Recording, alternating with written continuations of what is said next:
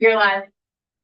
This is the conference committee on the T-bill, and we're here with the House and Senate conferees. And the first item that I thought we would come up, because it appears we have had some agreement outside of our conference committee, and that relates to which section is 20. Yeah, I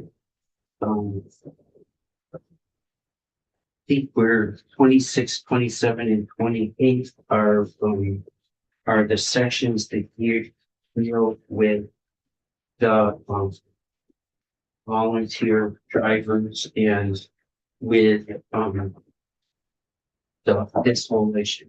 And we have Ashley here from, I think, from DEVA, and we have Michelle Boomhauer from AOT.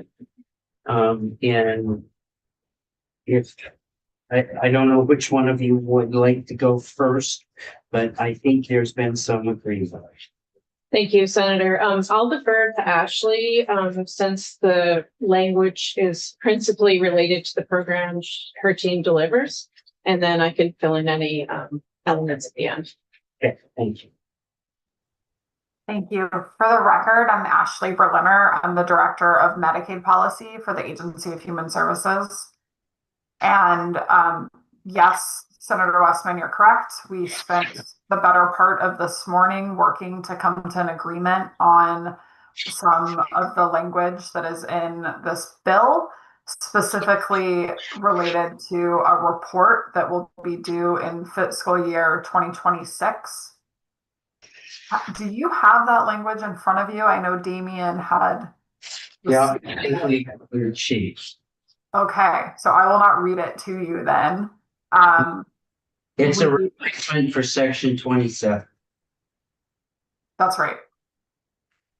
Okay. Go ahead. Happy to answer any questions about this, but as you know, we had significant concerns as it related to providing information outside of what federal law permits. And this change allows us to still operate within the confines of federal regulation related to the non-emergency medical transportation program, while still working in collaboration with VTRANS. Perfect. Okay, go ahead. So this, just so I understand, so we would be replacing what we have here for section 27 with this, and would anything change with sections 26 or 28? No. Okay. So those would remain intact along with section 29, 30.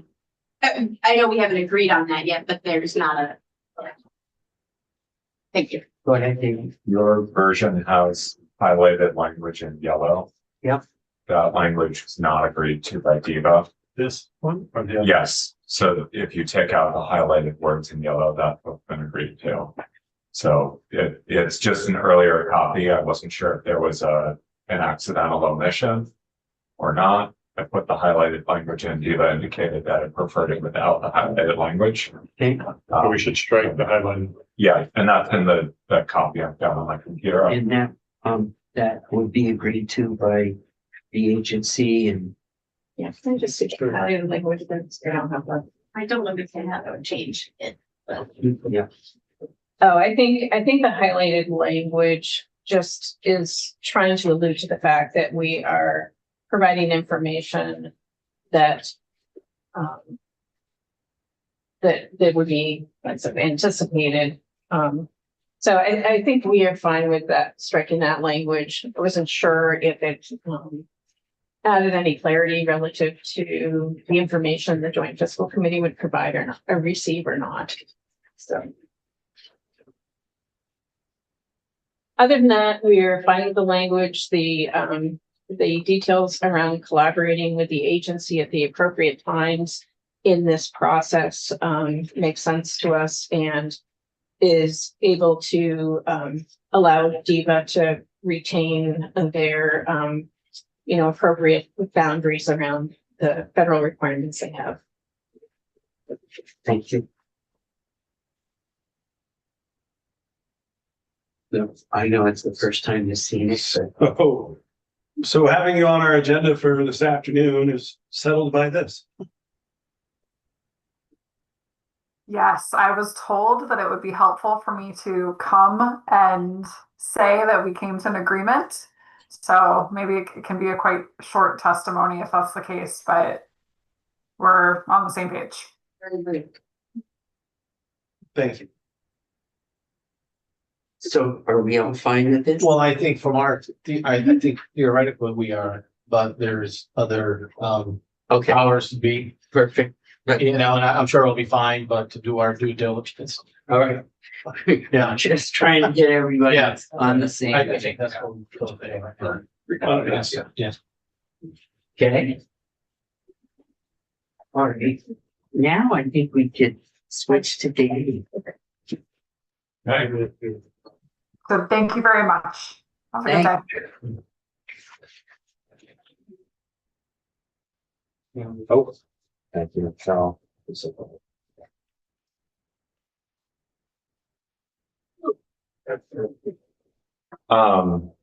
Great. So for the record, I'm Damian Leonard from Legislative Council. I was the voice from off screen. Where would you like to start? Well, I think we got one big off the table. What's our next? So I am, What do we have left here? Complete? So we could talk 31, the ultra low vehicle. Oh, there was a slight change, right? Yep, is that? That's 31. Yep, thank you.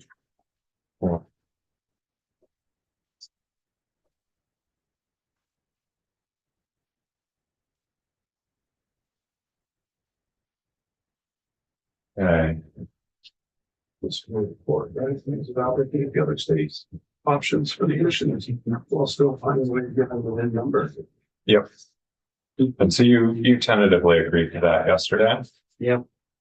And I left that in there because it's a change in the language, so I need to be able to track it somehow, so that just makes it possible for me to not miss something.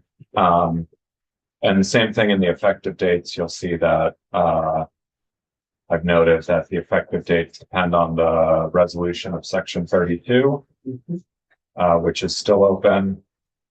Senate sections 5 and 6 are deleted here, that is the dashboard and Benji report sections. I'm looking through the other, I think the remaining question here is, are we able to close 26, 28, 29, and 30, which are the other demand response transportation sections? Don't think there was any problem with those. Yeah. And if I say anything wrong and somebody speak up if you think, I think that section, the section 27 was the hold up here. Yes, that was my understanding, but And I know. in the conversation with speaker, just our House Human Services and Healthcare and speaker and chief of staff were all making sure that they were. I think it's all one big, I don't think it's They're all together, and I think that I just want them to give me a Okay. thumbs up, and I think we're probably in the That's our intention. right direction there. All right. And then the next is if you go back towards the beginning, section 12 in the House, 19 in the Senate. This is the intent language on we were still discussing the mileage-based user fee intent language here. So you'll see the yellow at the bottom of the Senate language that was proposed to be added yesterday, but this was still open. We can reach agreement. I think if I remember right, we are not or the sides are not in agreement on whether the mileage-based user fee is an interim step towards gradually expanding into all motor vehicles, or whether that even needs to be said at this point. So that I think is the remaining question there. I really appreciate this addition that Senator Furchlick had put out there with the upon elimination of state fuel taxes for motor vehicles. I think that makes it clearer, resolve some of the concern. We okay with this? Where's that language? Did you put that language in? So that is, yep, if you go, you are, Okay, right. there you go. So the gray is what was in the Senate version originally, and the yellow is what was added yesterday. I think we're. We are. My speech is an hour, I guess, and I'm not gonna repeat them, so I'm okay with that. Nice, thank you. Thank you. Okay. Next. I'm not going anywhere for at least another year. Okay. Senator Westmoreland would make a easier part, I think, that 31, if we hadn't officially, informally and whatever, but I think you could show them.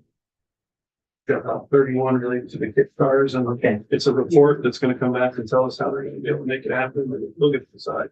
Right, whether it won't happen. So. I don't know.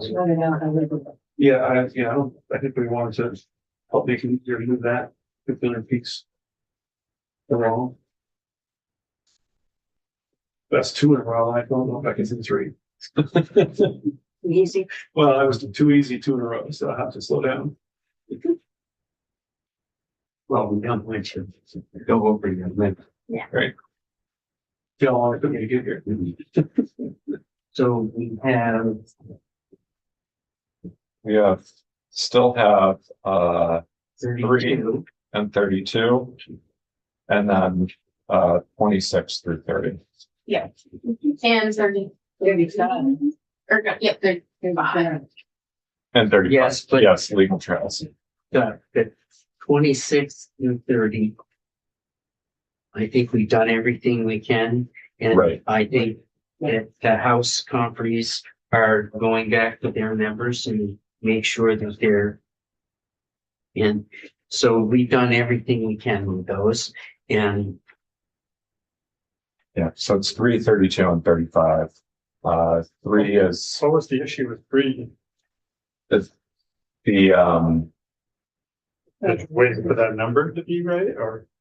yeah, so the question there is the House still House Transportation still hasn't voted out the motor vehicle bill. So we know that S-46 is not moving, so that number can be reduced by at least 300 and something thousand. I'm looking at Logan and he's appreciating my pain here as I try to remember numbers. But then as it is currently drafted, but has not been voted, the SSI and SSDI license discount is out of the House Motor Vehicle bill. So I think that leaves it's under 50,000. So just this number's gonna change. That's the main reason we keep this open. Right, and then there's a question of, do you even need the language if you have $500 or $600,000, no, $550,000 on the bottom line already because of the pilot fund movement. And so that I guess there's the question of either revising the number or just deleting the section altogether. their committee has not moved the forestry bill. Yes, my understanding is that it is not moving. So that would, the only thing that might be moving that costs money is works of state. And SSDI. No, SSDI could, but it's out of the draft, right? Well, it's in theirs, it goes back to what's still in Right. play. Oh, that's true. So there is that piece. So then the question is with the amount that's in the motor vehicle bill.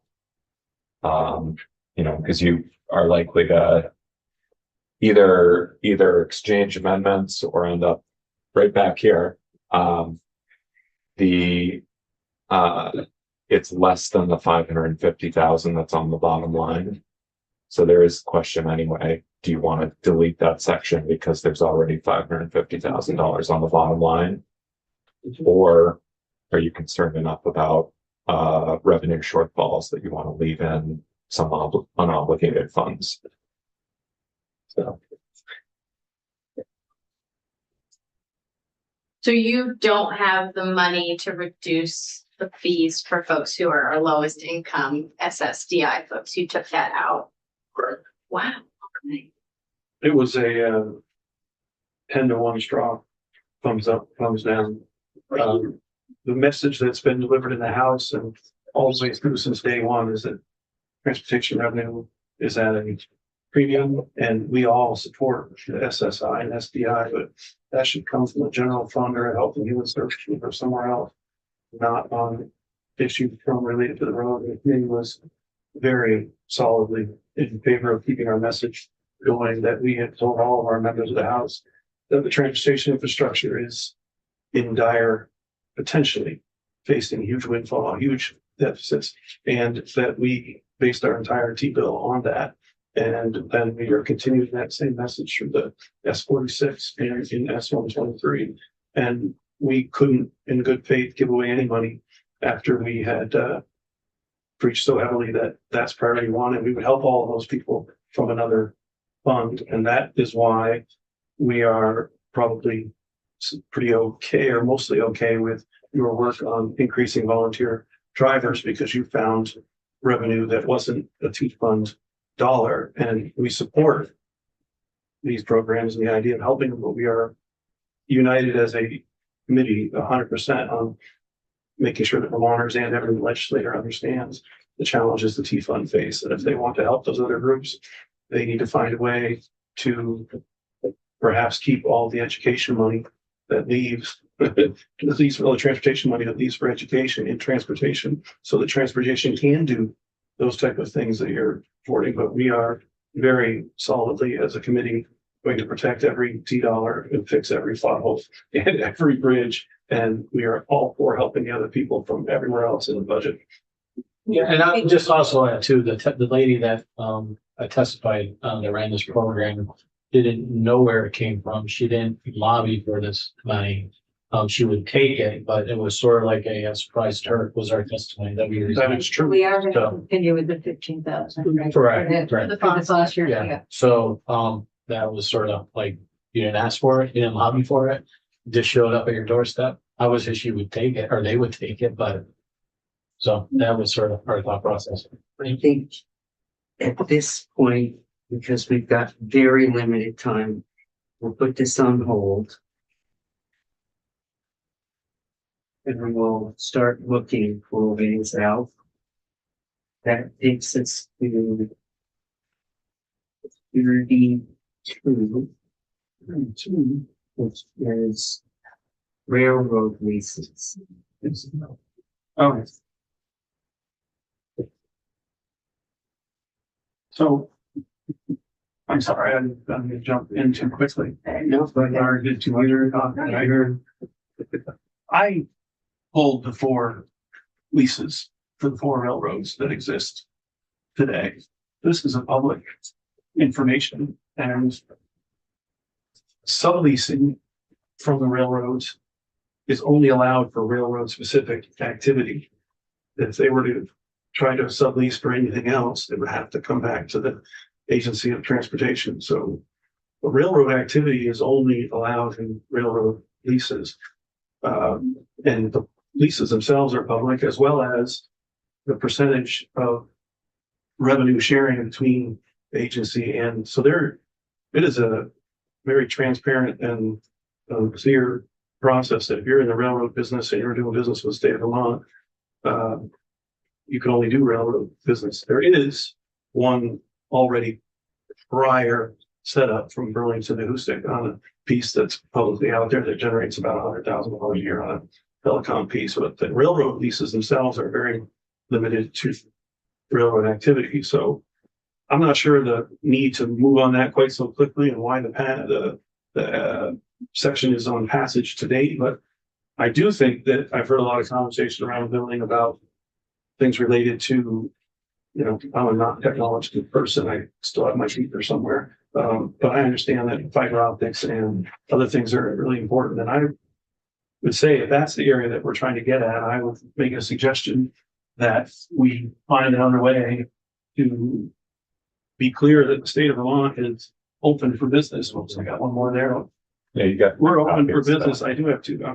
Well, Yeah. We're open for business and any potential telecom related fiber optic right of way use, et cetera. And we will happily publicize out there that we are open for business. Come ask us what we can do to help you run them through. I just feel like all the work that was done in the committee about renewal leases, and as public as it is, that's not an area I want to undo or go back into and dig further into. Anyway, that's my take. I hope that we can push this piece apart. I think that Ledge Council already produced the dates on the pieces to leases, and I brought them here for you guys to peruse. Anyway, I think it's. So just so I understand, what you're doing with this language here is suggesting a replacement for what we have in 32. And we've got confirmation that that is a change that is allowable in our conference committee structure. Yeah, I think this would be under the, guise of something like germane that deals with the same subject. We're not adding something that's brand new.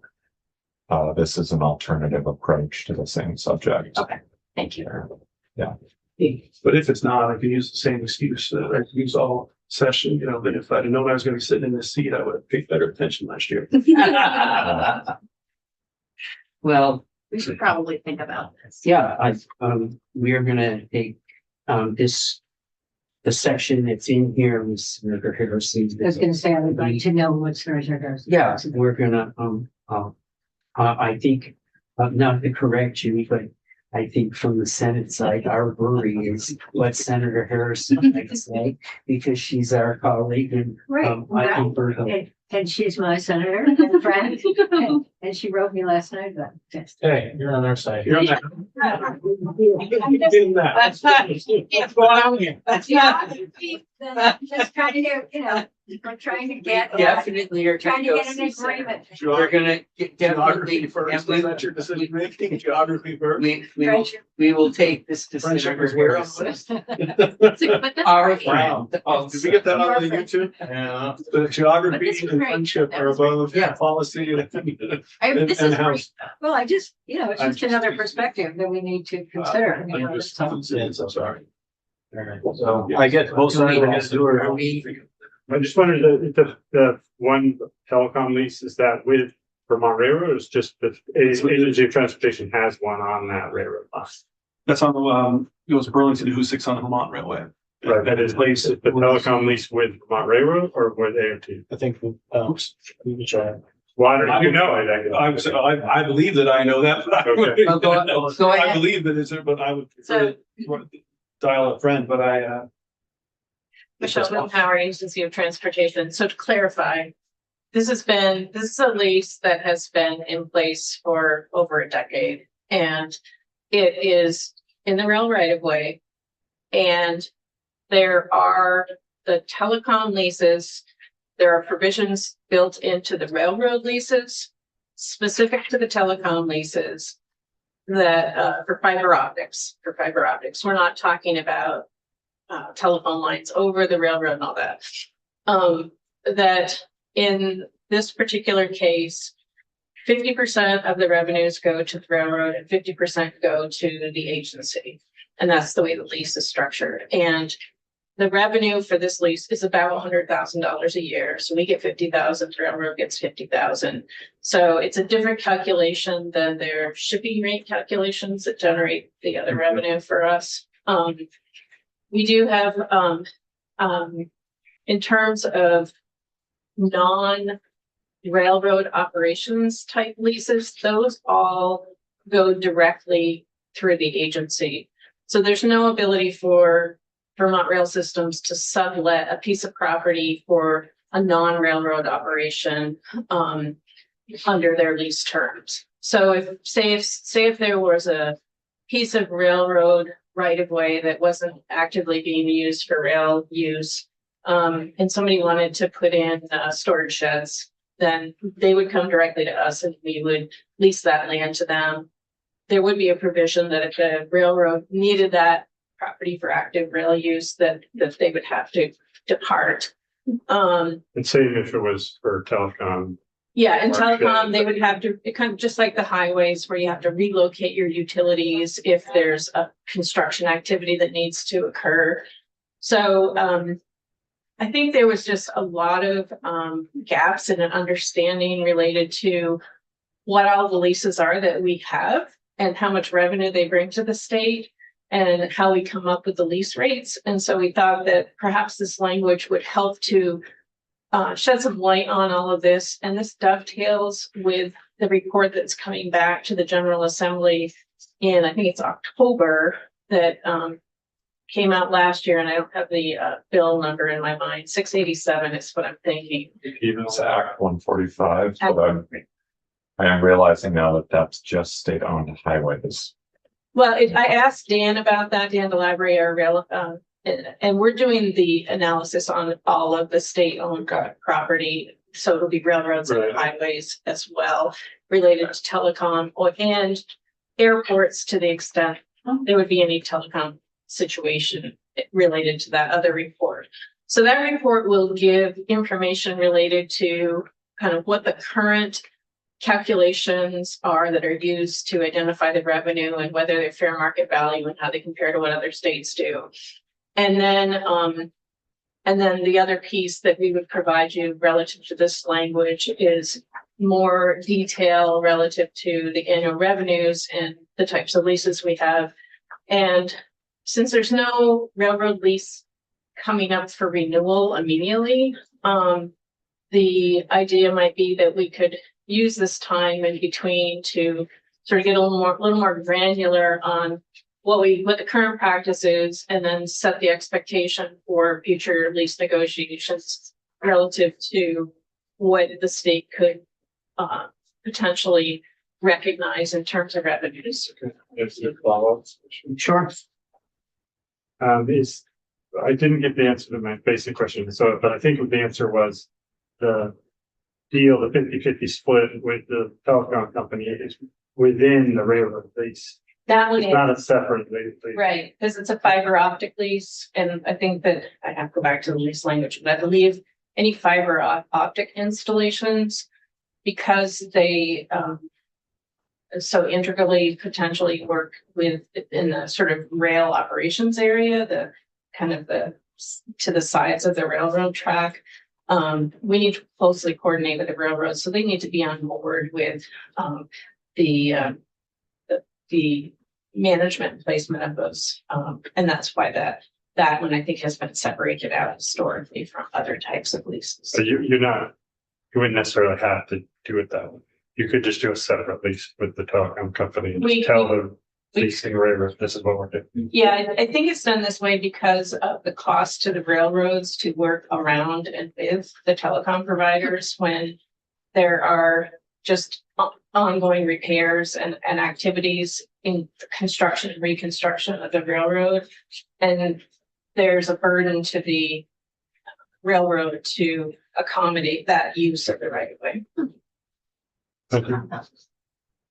Perfect. Well, thank you. We will get back to you. You can